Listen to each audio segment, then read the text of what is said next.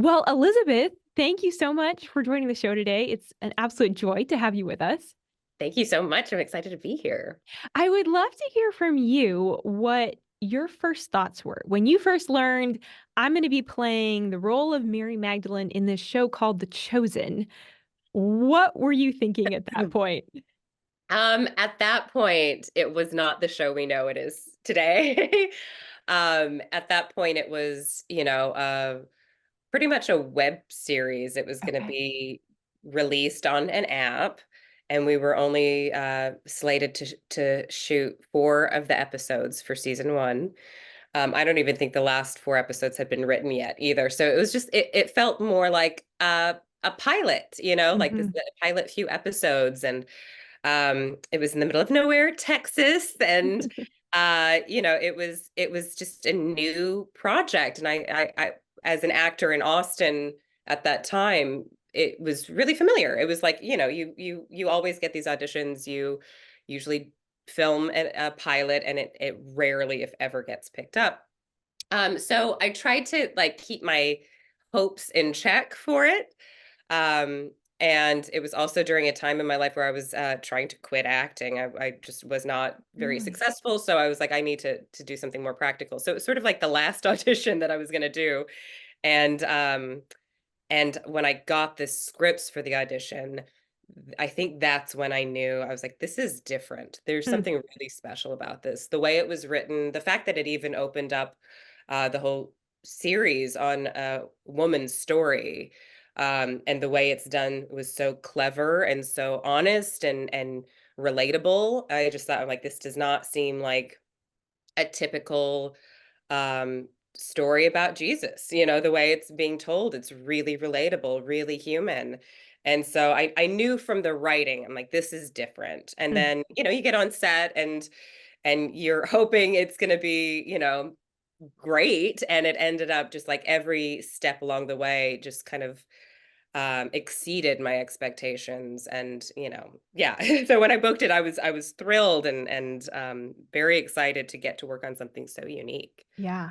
When did it become clear, okay, this is going past four episodes. We are in this for all seven seasons, and I Oh, am in this for all seven seasons. it was such a gradual change over time because at first it was crowdfunded. So we were relying and waiting on how our audience was reacting, and if they would donate or if they would invest. And over time, we finally got those last four episodes of season one. We did that, and so we had a complete season. And then it was kind of slow for a little bit. I think it was like a year and a half, and COVID hit, and so I just thought, I was like, well, it's going to be a long time until we get to come back. And um, I kind of accepted the fact that like it was a really cool season, and that's what it was. Mhm. And then sort of out of nowhere, we picked back up for season two, um, and then, that was wonderful. We had a new location, and it was like just slowly growing. The cast was growing. And then I think it was during season three where, we had a new set in Goshen, not in Goshen, in Midlothian, Mhm. Texas. And it felt like we had like a new home, and so it felt, and we had a studio stage, and it felt like we were becoming established as an entity. Um, and then, you never know what happens. Like things keep changing. Things have changed so much. I feel like when I found out about the Come and See Foundation, and seeing how they were helping the production expand and translate into all different languages.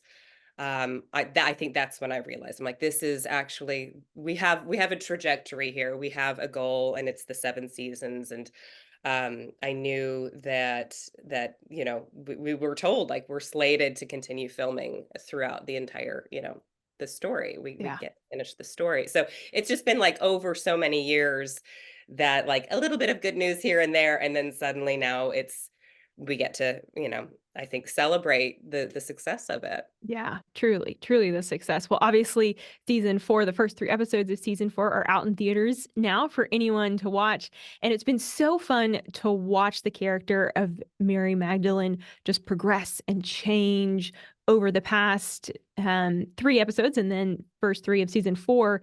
And it's been fun to see you and your role bloom and blossom.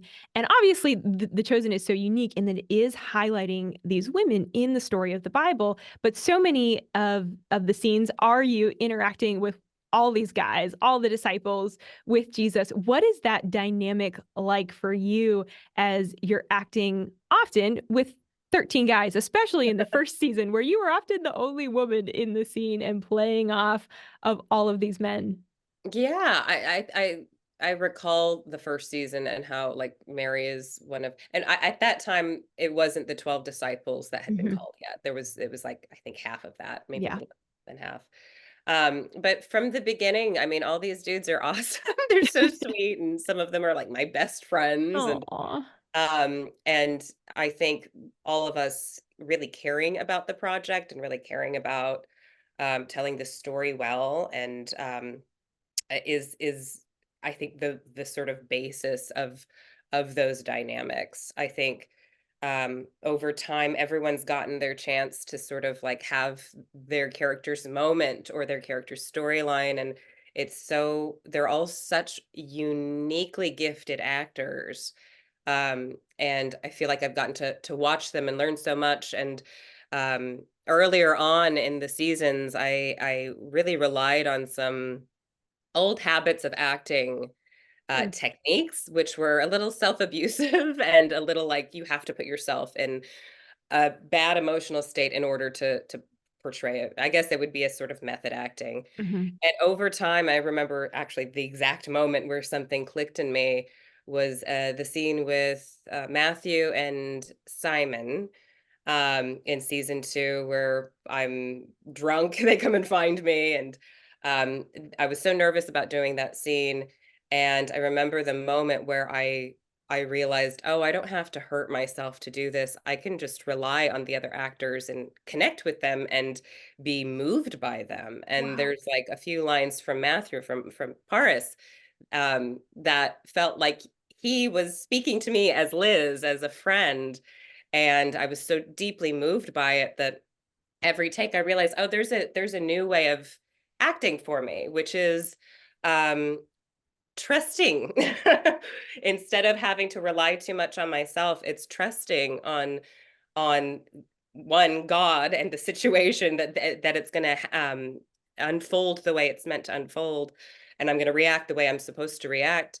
But also these wonderful actors who are so present and so there and so generous with their focus, um, that I can just sort of like lean into that and trust that, and really allow myself to be surprised with each take, with each moment, and so working with a lot of them, Jonathan too. Oh my goodness, like it's really I think pushed me out of my comfort zone as an actor and into a space of more spontaneity and I think more fun and more trust.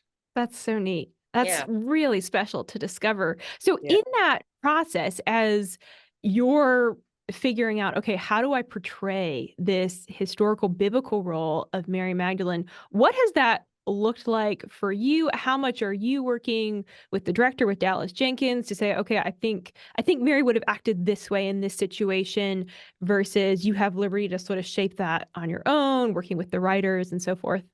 There has been, I think, from the beginning, a real trust in the writers. They know these stories so well, and they have such a heart for these characters that I knew that even if there were some scenes where I'm like, I don't quite feel this, I knew that maybe they needed to happen Mhm. for the overarching story for Mary.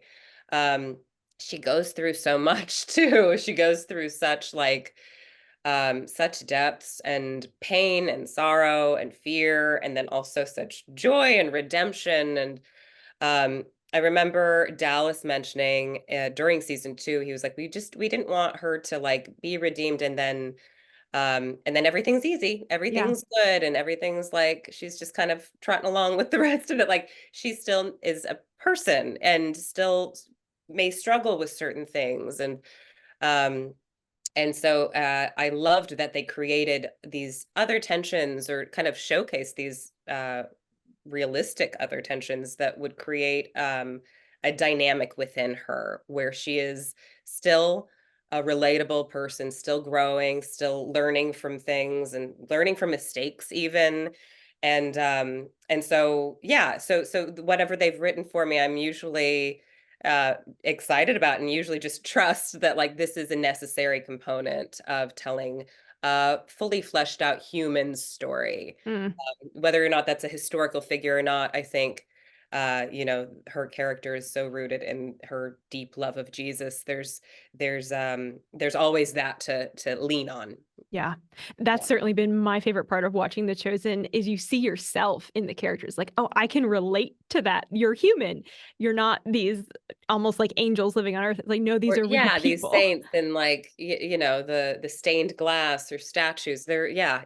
Well, we've heard that a lot of people are like, I see myself in this character. They're also, they're um we meet them before they meet Jesus. Yeah. We meet them before they are transformed and changed and growing and learning. So of course they're going to be relatable. Yeah, of course. Have you had a favorite scene or episode that you filmed so far?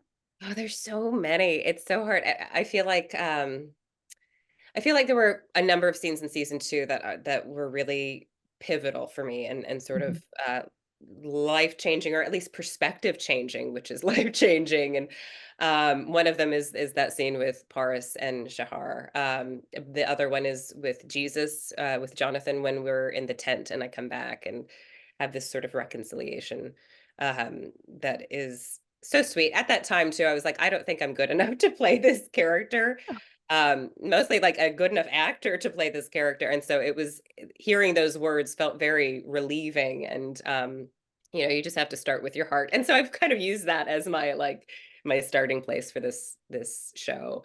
Um I love, oh my goodness, and I can't even talk about it, the details, but there is a sequence of scenes in episode 7 of season 4 that I'm Mm.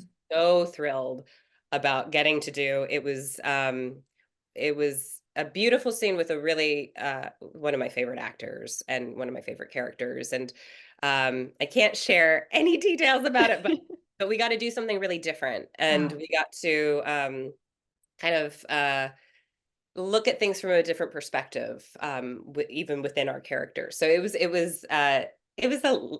lovely. I can't wait for people to see it. oh, I Someday can't I'll wait get for to that. talk about it next year. Yes. I'll talk Oh, I about. can't wait. How does her character evolve even more in season 4, would you say? Obviously not giving any Yeah, spoilers. sure. Yeah. Season 3, we see this sort of tail end of her holding on to shame from her past. Yeah. And Tamar kind of calls her out. She's like, Jesus forgave you. You need to forgive yourself. And so we see this sort of gradual shift in her near the end of season 3.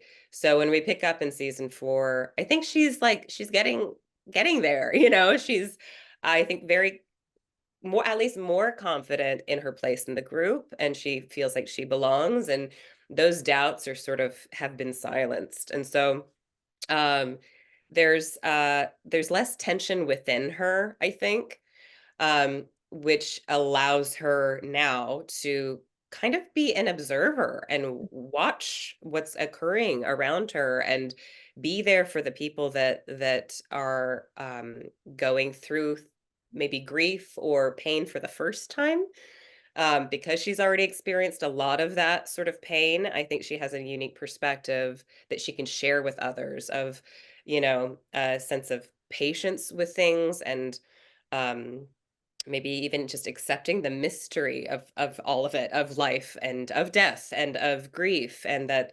there's a reason behind things that we don't always get to understand from our limited perspective. So I think her pain from her past has really, it's allowed her to be, I think, a good friend and really be there for Yeah. other people that are going through it this Yeah. season. Yeah, so beautiful. Well, Elizabeth, thank you both for joining Yeah. today. And thank you for your role. You are a big part of how I got stuck on The Chosen in that scene in season one when Jesus calls your name. And I remember watching that and sitting on my bed and just crying. So it's like, oh, that's what the Lord has done for me is call my name, and just like the resonation of like, oh, yes, this is a show I want to be invested in because it is practical and it's showing real world what Jesus does in our own lives. So thank you. Thank you. Thank you for sharing that. That's so beautiful to hear. Thank you.